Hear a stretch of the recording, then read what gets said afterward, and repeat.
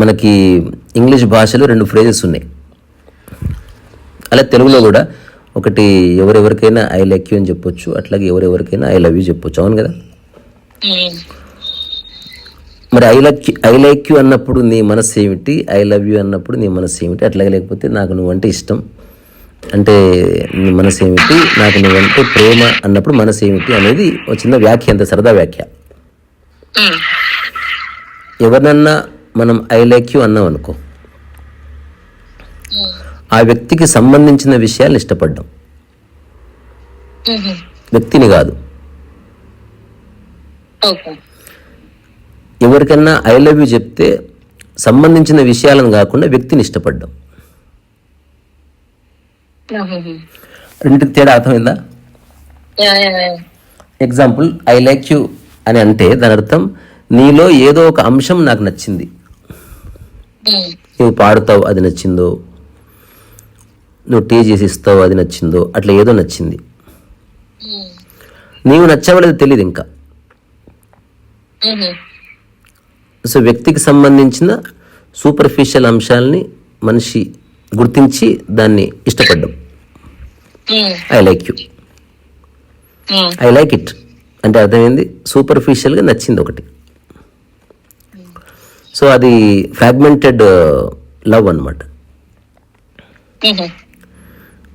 రెండోది I love you అని చెప్తే దాని అర్థం నీకు సంబంధించిన ఏ విషయాలతో నాకు పనిలే, కానీ నాకు నువ్వు కావాలి, నువ్వు ఇష్టం.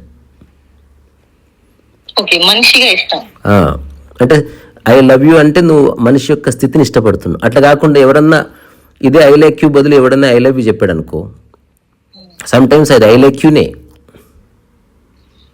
ఆర్ మెనీ టైమ్స్ అది ఐ లైక్ యూనే, కానీ ఊడికి ఐ లవ్ యూ అంటున్నాడు వాడు. ఎగ్జాంపుల్, నీ అందం నచ్చింది అనుకో, వాడు యాక్చువల్గా ఏం చెప్తున్నాడు, ఐ లైక్ యువర్ బ్యూటీ అంటున్నాడు వాడు. ఐ లైక్ యూ అంటే, ఐ లైక్ యూ అంటే నాకు నీ మాట తీరు ఇష్టం అని చెప్తున్నాడేమో. సో ఐ లైక్ యూ అన్న చోట ఛాయిస్ ఉంది, ఐ లవ్ యూ అన్న చోట ఛాయిస్ లేదు. సో నీ దగ్గర ఉన్న వస్తువులు, నీ టాలెంట్లు, నీ స్కిల్ని కాదు నేను లైక్ చేసేది, ఆ కలిగి ఉన్న వ్యక్తిని నేను ఇష్టపడుతున్నా. రెండోది ఐ లైక్ యూ అంటే నీతో నాకు పనిలే, బట్ నీ టాలెంట్ నాకు నచ్చింది. ఆ చిన్న తేడా. అట్లా నాకు చిరంజీవి అంటే చాలా ఇష్టం అంటే అర్థం ఏంటి, చిరంజీవిలో కొన్ని ఇష్టం నాకని చెప్తున్నాను నేను. చిరంజీవి ఎవరో మనకు తెలియదు కదా. చిరంజీవి డ్యాన్స్ ఇష్టం అంటాడు ఒకడు, చిరంజీవి నటన ఇష్టం అంటాడు ఒకడు, చిరంజీవి పాలిటిక్స్ ఇష్టం అంటాడు ఒకడు, చిరంజీవి ముఖ్య ఇష్టం అంటాడు ఒకడు. అంటే ఫ్రాగ్మెంటెడ్గా చూస్ చేసుకున్నప్పుడు ఛాయిస్ వల్ల లైక్ వస్తుంది. ఫ్రాగ్మెంటేషన్ పోయి యాజ్ ఏ హోల్ నువ్వు ఒక దాన్ని చూసినప్పుడు ప్రేమ వస్తుంది. అంటే ఇది భాషకు సంబంధించిన ఊరికే నా పిచ్చి అబ్జర్వేషన్స్ అంతే. సో ప్రతి మనిషి ఈ రెండింటిలోనూ జర్నీ చేస్తుంటాడు. Some times he like something, some times he love something. ఇదంతా ప్రాపంచికమే. ప్రకృతిలో లైకింగ్ లేదు, లవింగ్ లేదు, బీయింగ్ ఉంది. మనకి ఇంగ్లీష్లో కొన్ని స్టేట్మెంట్స్ ఉన్నాయి, ఊరికే చెప్తావి చూడు. ఇది ఫాలింగ్ ఇన్ లవ్ ఉంది కదా, రేజింగ్ ఇన్ లవ్, మూడవది being in love. So falling in love అన్నది నీ యొక్క ప్రకృతి నుంచి ప్రపంచంలోకి పడిపోవడం. రేజింగ్ ఇన్ లవ్ అన్నది ప్రపంచం నుంచి ప్రకృతిలోకి పడిపోవడం. బీయింగ్ ఇన్ లవ్ అన్నది ఉన్నది ఉన్నట్టు ఉండి దాంతో ఉండడం. సో మనం ఫస్ట్ చెప్పుకున్న ఐ లైక్ యూకి ఐ లవ్ యూకి రెండో వ్యక్తి అవసరం. ప్రకృతిలో ఐ లవ్ ఉందంతే, యూ లేదు. యూ వచ్చిందా, వేరే వాడు వచ్చాడు.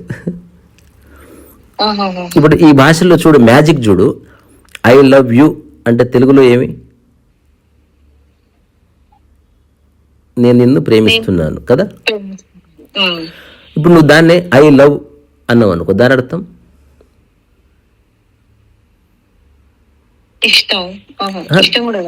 నేను ప్రేమ. అంటే నువ్వే ప్రేమ అని. నేను రచన అన్నావు అనుకో, నేనే రచన అని. లేదా నేను మైఖేల్ అంటే నేను మైఖేల్ అని. నేను వేరు, మైఖేల్ వేరు కాదు కదా. సో ఐ లవ్ ఉన్నప్పుడు రెండు ఏకాత్మ భావన ప్రజెంట్ చేస్తుంది, కానీ ఐ లవ్ యూ రాగానే ద్వైతీ భావన వచ్చేసింది. దాంట్లో ఇంకొక క్లేశం కూడా ఉంది. ఐ లవ్ యూ అంటే I don't like every other thing only except you అనే అర్థం ఉంది. ఇప్పుడు ఎవరన్నా హీరో ఐ లవ్ యూ చెప్తే అర్థం నిన్నొక్కడనే ప్రేమిస్తుంది, ఇంకెవరిని కాదని. అదే ప్రకృతి పరంగా ఐ లవ్ అన్నావు అనుకో, ఏది నీ సమక్షంలో ఉంటే అది నీ ప్రేమ అనుభూతి చెందుతుంది అంతే. నువ్వు చేసేది ఏముండదు. చాలా మంచి స్థితి అన్నట్టు. ప్రకృతి స్థితే. ఈ రెండు ప్రపంచక రెండు స్థితులు దమాక్ ఖరాబే. ప్రపంచంలో ఐ లైక్ యూ అనేది పెద్ద ప్రాబ్లమేటిక్ కాదు, అది వ్యవహారికం. చాలా మంది ఐ లవ్ యూ అని చెప్పడానికి భయమే ఐ లైక్ యూ చెప్తారు. కొందరేమో ఐ లైక్ యూనే చెప్తారు కానీ ఐ లవ్ యూ అంటారు. కొందరు కన్ఫర్మేషన్ వచ్చింది, ఒక అమ్మాయి నిజంగా నాతో ఉండబోతుంది అనుకుంటే ఐ లవ్ యూ చెప్తారు. కానీ ప్రకృతిలో ఇవేవి లేవు. Just you are being love, just ఉండడం అంతే, చెయ్యడం కాదు. ప్రపంచంలో చేయడం ఉంది, ప్రకృతిలో ఉండడం ఉంది. బాగుందా ఇదంతా? ఇది నేను రకరకాల పుస్తకాలు చదువుతున్నప్పుడు నేను ఊరికే కళ్ళు మూసుకొని ఒక అనాలిసిస్ చేసిన కొన్ని సంవత్సరాలు ఉన్నాయి లైఫ్లో. ఊరికే నాకు తొట్టి బ్యాచ్ ఉండేదిలే, వాళ్ళతో కూర్చొని సుత్తేస్తూ ఉంటాయి. నా మాటలన్నీ వాళ్ళు శ్రద్ధగా వింటూ ఉండేవాళ్ళు అనమాట.